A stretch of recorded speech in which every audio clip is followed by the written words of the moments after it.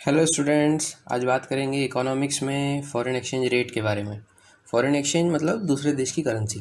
तो foreign exchange rate का क्या मतलब होता है? तो इसका मतलब होता है किसी दूसरे देश की करेंसी का रेट जो कि हम हमारे देश की करेंसी में एक्सप्रेस करते हैं। इसको फॉरेक्स भी बोला जाता है, फॉरेक्स रेट, है ना। और ये नॉर्मली हमारी करेंसी की यूनिट्स में ही एक्सप्रेस किया जाता है। मतलब हमको अगर एक्सप्लेन करना है कि भैया डॉलर का रेट क्या चल रहा है, तो हम डॉलर की एक यूनिट लेंगे और उसके सामने हम रखेंगे कि हमको इंडियन रुपीस कितने देने पड़ेंगे, है ना। अब समझते हैं कि ये रेट कौन डिसाइड करता है। तो इस रेट को डिसाइड करने के लिए हमारे पास तीन अलग अलग मेथड्स या सिस्टम्स होते हैं। एक होता है फिक्स्ड एक्सचेंज रेट सिस्टम, दूसरा होता है फ्लेक्सिबल और तीसरा होता है हाइब्रिड सिस्टम, जिसको बोलते हैं managed floating. Fixed exchange rate system का मतलब होता है एक ऐसा सिस्टम जिसमें फॉरेक्स का रेट जो होता है वो गवर्नमेंट या गवर्नमेंट की कोई अथॉरिटी सेट करती है। ये दो तरीके से किया जा सकता है, गोल्ड के रेट के बेस पे किया जा सकता है या परचेसिंग पावर के बेस पर। तो जो भी तरीका अडॉप्ट करना है वो गवर्नमेंट के हाथ में होता है। दूसरा सिस्टम होता है फ्लेक्सिबल। फ्लेक्सिबल मतलब नाम से ही समझ में आ रहा है, ऐसा रेट जो बार बार बदलता रहे।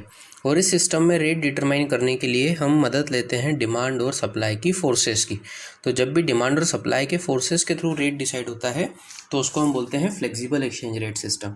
और तीसरा होता है मैनेज्ड फ्लोटिंग। ये इन दोनों का एक कॉम्बिनेशन है, एक हाइब्रिड सिस्टम है, क्योंकि इसके अंदर हम दोनों तरह के सिस्टम, फिक्स्ड वाला भी और फ्लेक्सिबल वाला भी मर्ज कर देते हैं। ठीक है, तो इसमें गवर्नमेंट क्या करती है? गवर्नमेंट एक रेंज सेट करती है कि आपको इस भाव से इस भाव के बीच में ही किसी करेंसी का रेट रखना है। अब उस भाव के बीच में कितना रेट सेट करना है वो मार्केट के हाथ में होता है, वो डिमांड और सप्लाई के बेस पे डिसाइड हो जाता है। ठीक है, तो यहाँ पर ये तीनों सिस्टम मेरे ख्याल से क्लियर होते हैं शॉर्ट में। अब हम डिस्कस करते हैं कि जो फ्लेक्सिबल एक्सचेंज रेट सिस्टम है, इसमें जो डिमांड और सप्लाई होती है तो वो क्या होती है और उसके क्या क्या कंपोनेंट होते हैं। तो इजी टर्म्स में समझ लो सबसे पहले कि हमारे देश में सारी फॉरेन करेंसी का जो कस्टोडियन, यानी सारी करेंसी जो होती है वो आरबीआई के हाथ में होती है। तो यहाँ पर फॉरेक्स की डिमांड का मतलब होता है हम लोग जा कर के आरबीआई से फॉरेन करेंसी की डिमांड करेंगे। क्यों करेंगे भैया? तो उसके बहुत सारे रीज़न हो सकते हैं। हो सकता है हमने कोई चीज़ें इंपोर्ट करी हो किसी दूसरे देश से, हमको फॉरेक्स की ज़रूरत पड़ेगी। हो सकता है हम कोई इंटरनेशनल लोन रीपे करने वाले हों। हो सकता है हमारा मन हो कि हम हमारे देश के बाहर कहीं पैसा इन्वेस्ट करें। हो सकता है हम कहीं बाहर डोनेशन देना चाहते हो आउट ऑफ इंडिया, या फिर हमने किसी बाहर वाले से कोई सर्विसेज ली है तो उसको आउट ऑफ कंट्री पेमेंट करना हो, rest of the world payment करना हो। ये सब आपके डिमांड के कंपोनेंट होते हैं। फिर आता है सप्लाई ऑफ फॉरेक्स। सप्लाई का मतलब होता है कि हम आरबीआई के पास जाते हैं और आरबीआई को ऑफ़र करते हैं कि भैया हमारा फॉरेन करेंसी ख़रीद लो। तो इसको हम बोलते हैं सप्लाई ऑफ फॉरेक्स। फिर वही पॉइंट आता है कि सप्लाई क्यों कर रहे हैं भैया?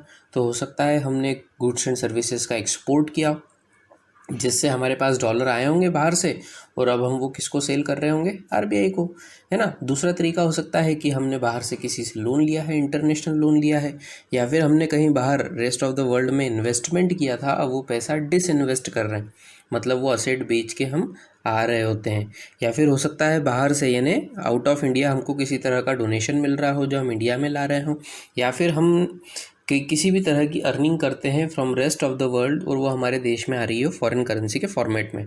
ये सभी तरीके से आपके पास डॉलर आएंगे, या फिर यूरो आएगी, या पाउंड आएगा, या कोई सी भी फॉरेन करेंसी आएगी, और आप इसको जा कर के देंगे आरबीआई को। तो ये शामिल हो जाता है सप्लाई ऑफ फॉरेक्स के अंदर। मेरे ख्याल से छोटा सा टॉपिक यहाँ पर क्लियर होता है। वीडियो अच्छा लगा है तो लाइक करो, शेयर करो, कमेंट करो और सब्सक्राइब करो कॉमर्स एक्सपर्ट्स को। Thank you.